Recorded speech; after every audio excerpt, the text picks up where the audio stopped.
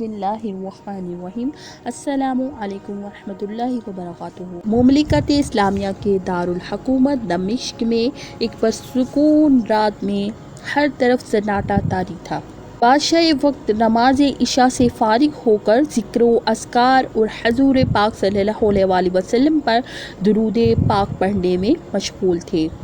بعد میں بستر پر آئے تو نیند نے آ لیا۔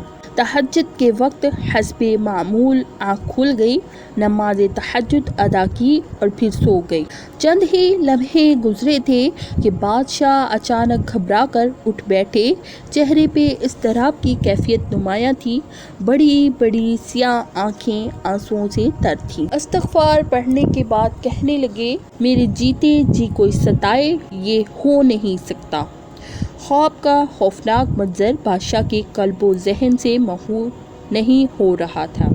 انہوں نے خواب میں دیکھا کہ نبی اکرم صلی اللہ علیہ وسلم اس کے سامنے جلوہ افروز ہیں اور آپ صلی اللہ علیہ وسلم دو افراد کی طرف اشارہ فرما کر کہہ رہے ہیں، یہ دو آدمی مجھے ستا رہے ہیں، ان کے شر کا خاتمہ کر دو۔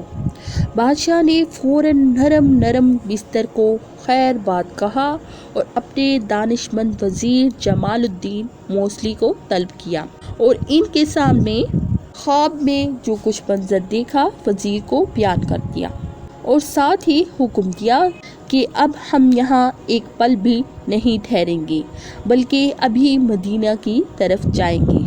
مدینہ جانے کی تیاری کی جائے۔ بادشاہ اپنے وزیر اور 20 آدمیوں کو ساتھ لے کر مدینہ کی طرف روانہ ہو گیا۔ بادشاہ کو کسی پل چین نہیں آ رہا تھا کہ ساتھی ہی نہیں بلکہ شہر دمشق کے رہنے والے بھی حیران تھے کہ اچانک سفر کی کیا وجہ ہو سکتی ہے، لیکن کسی کو علم نہیں تھا۔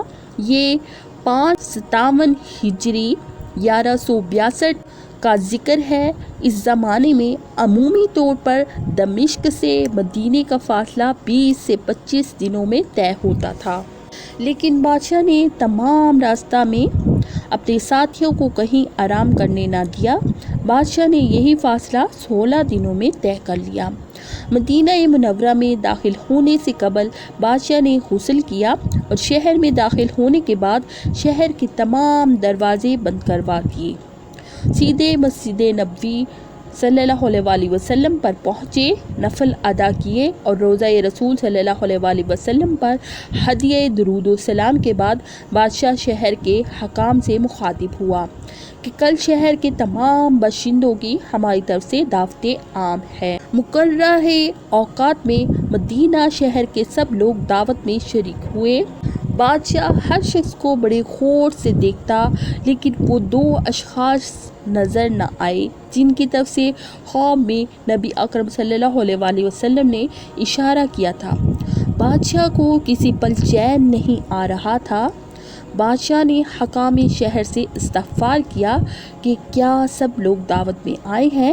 حاکم شہر نے واضح کیا کہ صرف 2 اشخاص جو مغربی زائرین ہیں اور ایک عرصہ سے یہاں رہائش پذیر ہیں، وہ دن کو روزہ رکھتے ہیں اور باقی سارا دن جنت البقیع میں زائرین کو پانی پلاتے رہتے ہیں۔ ان کی لمبی لمبی داڑھیاں ہیں۔ بس یہی 2 اشخاص ہیں جو دعوت میں نہیں آئے۔ بادشاہ کے دل کی دھڑکن تیز ہو گئی۔ حکم دیا کہ ان کو ہمارے سامنے پیش کیا جائے۔ جب ان افراد کو بادشاہ کے سامنے لایا گیا تو ان شیطان خصلت انسانوں کو دیکھتے ہی بادشاہ کے دل نے گواہی دی کہ یہی تو وہی 2 آدمی ہیں جن کے متعلق نبی اکرم صلی اللہ علیہ وسلم نے خواب میں اشارہ فرمایا تھا۔ بادشاہ نے دونوں افراد سے پوچھا، تم کہاں کے رہنے والے ہو؟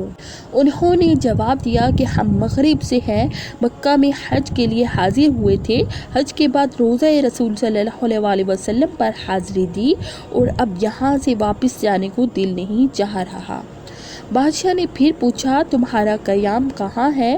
انہوں نے جواب دیا کہ حجر نبوی صلی اللہ علیہ وسلم کے قریب ہی ایک کرائے کے مکان میں رہ رہے ہیں۔ فرمائے نروائے سلطنت ان دونوں اشخاص کو اپنے ماتحتوں کے پاس چھوڑا اور ان کے بتائے ہوئے پتہ پر اس مکان میں چلا گیا۔ देखने में कोई बाज़ाहिर कोई चीज़ ऐसी ना थी जिस पर एतराज़ किया जा सके। मुख्तसर सा मुसाफिराना सामान, सोने के लिए एक चटाई और 2-4 खाने पीने के बर्तन पड़े हुए थे। बादशाह शशोपंज में मुब्तला हो गया। चलते फिरते एक जगह इसने चटाई के नीचे कुछ लरसता हुआ महसूस किया। चटाई हटाई तो नीचे एक जोड़ी सिल नजर आई। हदायत पर सिल को सरकाया गया तो बादशाह की आंखें खुली की खुली रह गईं। क्या देखते हैं कि सिल के नीचे एक सुरंग खुदी हुई है। ये सुरंग हज़रत नबी अकरम सल्लल्लाहु अलैहि वसल्लम के रोज़ा अतहर की तरफ जा रही थी। बादशाह का चेहरा गुस्से से लाल हो गया। वो तेज़ तेज़ कदमों से वापस लौटे और हुक्म दिया कि इन दोनों शैतान सिफ्त आदमियों को पाए जंजीर मेरे सामने पेश किया जाए। बादशाह ने डांट कर पूछा, सच बताओ कि तुम लोग कौन हो और कहाँ से आए हो। बादशाह की गर्जदार आवाज़ से इनकी टांगें कांपने लगीं। दोनों बहरूपिये अपने असल रूप में पहचाने जा चुके थे। दोनों ने जवाब दिया कि हम मगरिब से आए हैं।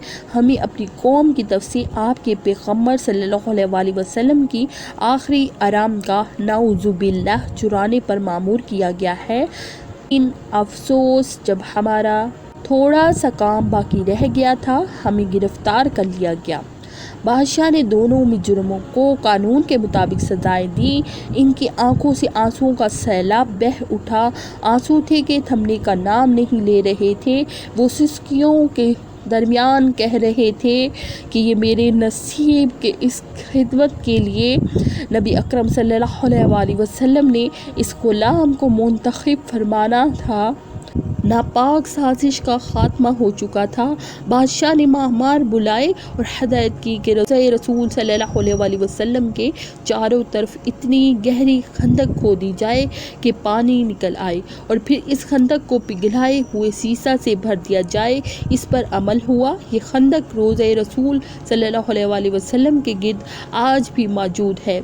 ये सआदत जिस अजीम मुसलमान फरमानरवा को नसीब हुई, दुनिया इसे सुल्तान नूरुद्दीन जंगी के नाम से जानती है। उम्मीद करती हूँ कि मेरी आज की वीडियो आपको पसंद आई होगी। अल्लाह ताला कमी बेशी माफ़ फरमाए, आमीन। अस्सलामु अलैकुम वरहमतुल्लाहि वबरकातुहू।